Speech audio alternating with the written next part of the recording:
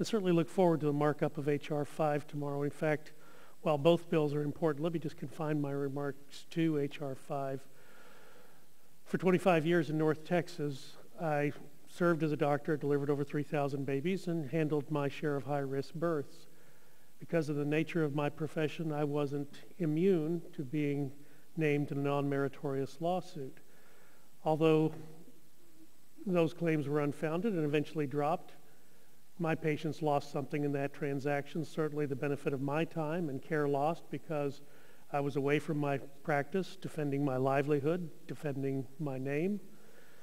The current legal environment reduced my patients' access, and that really is what this should be about. Now, stop the presses.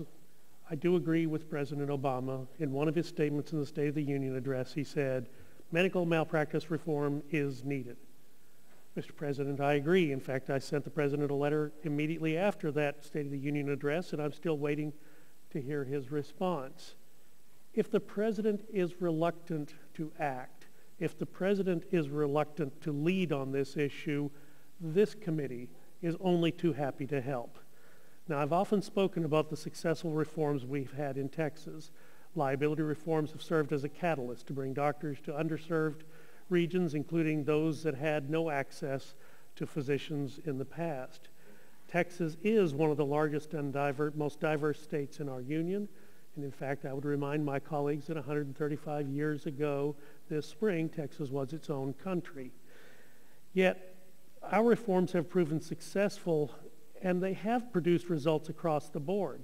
Today, the State Medical Board of Texas is challenged to keep up with the applications of physicians moving to our state from New Jersey and Pennsylvania who want to practice in Texas. These doctors share a similar story as I do, with millions of patients that know what works. The legal environment in which doctors practice is lopsided to favor a very narrow special interest group, those of trial lawyers. They prey on vulnerable patients and doctors, rarely in the pursuit of justice, but in the pursuit of material gain.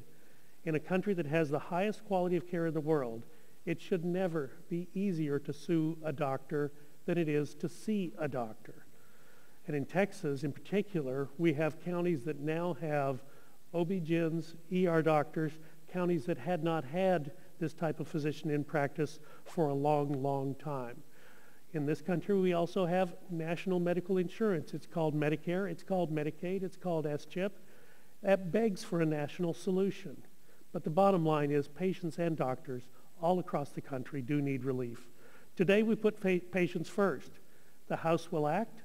The Senate will have to make their choice, and they'll have to live with their choice. Do they stand with patients or doctors, or do they stand with the President and narrow special interest groups? I yield back the balance of my time.